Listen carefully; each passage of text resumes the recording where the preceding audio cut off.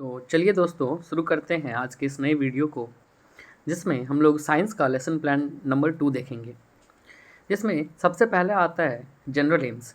General AIIMS में हम लोग जनरली वो एम लिखते हैं जो जिस एम के तहत हम लोग बच्चों को पढ़ाते हैं। जैसे कि पहला कि to satisfy the curiosity of students की क्यूरियोसिटी को सेटिस्फाई करना, उनके इमेजिनेशन पावर को बढ़ाना, उनमें साइंटिफिक एप्टीट्यूड को बढ़ाना। इन सारे एम्स के साथ हम लोग बच्चों को पढ़ाते हैं। उसके बाद सेकंड आता है स्पेसिफिक एम्स। स्पेसिफिक एम्स के बाद जो नेक्स्ट है वो है टीचिंग मेथड। टीचिंग मेथड में हम लोग यूज़ करते हैं कि जिस मेथड से हम लोग बच्चों को पढ़ाते हैं, जैसे आपका लेक्चर मेथड हो गया, डेमोन्स्ट्रेशन मेथड हो गया। उसके बाद नेक्स्ट है टीचिंग एड्स। टीचिंग एड्स जैसे कि chalk, duster, blackboard, chart paper, models, इन सब चीज़ों के हेल्प से हम लोग बच्चों को पढ़ाते हैं, इसलिए इसको हम लोग कंसिडर करते हैं टीचिंग एड्स में। उसके बाद नेक्स्ट है previous knowledge of the students. बच्चों के प्रीवियस नॉलेज को हम लोग कैसे टेस्ट करते हैं, उनसे कुछ क्वेश्चंस पूछ के। और वो कैसे पूछेंगे? इंट्रोडक्शन ऑफ लेसन में। इंट्रोडक्शन ऑफ लेसन में हम लोग बच्चों से उस चैप्टर से रिलेटेड क्वेश्चंस पूछते हैं जो चैप्टर हम लोग पढ़ाने जा रहे हैं। उन जब बच्चे उन क्वेश्चंस का जवाब देते हैं तो उस बेसिस पे हम लोग उनके फीडबैक को लेते हुए चैप्टर को स्टार्ट करते हैं और फिर लिखते हैं declaration of the topic.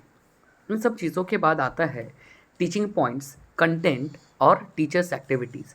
Teaching points में जो टॉपिक हम लोग पढ़ाने वाले हैं, जो चैप्टर हम लोग पढ़ाने वाले हैं, उन चैप्टर्स के सब टॉपिक्स, फिर उन सब टॉपिक्स से रिलेटेड कंटेंट और उसके बगल में टीचर्स एक्टिविटीज़। जैसे बच्चे को जब टीचर पढ़ा रहे होंगे तो टीचर उस वक्त क्या कर रहे हैं, जैसे टीचर एक्सप्लेन कर रहे हैं टॉपिक को, टीचर ब्लैक बोर्ड पर लिख रहे हैं, इन सब चीज़ों के बारे में हम लोग लिखते हैं।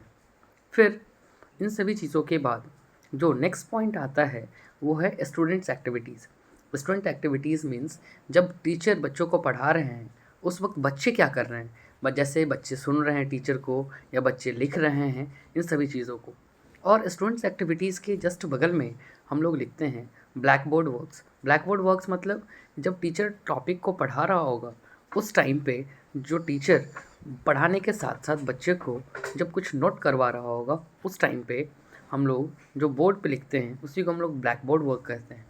ब्लैक बोर्ड वर्क के बाद जो नेक्स्ट आता है वो रिकैपिचुलेशन। रिकैपिचुलेशन मीन्स जो हम लोग चैप्टर को कंप्लीट कर देते हैं। चैप्टर कंप्लीट होने के बाद चैप्टर को समराइज़ करना ही रिकैपिचुलेशंस कहलाता है। उन सभी चीज़ों के बाद जो नेक्स्ट आता है वो है इवैल्यूएशन।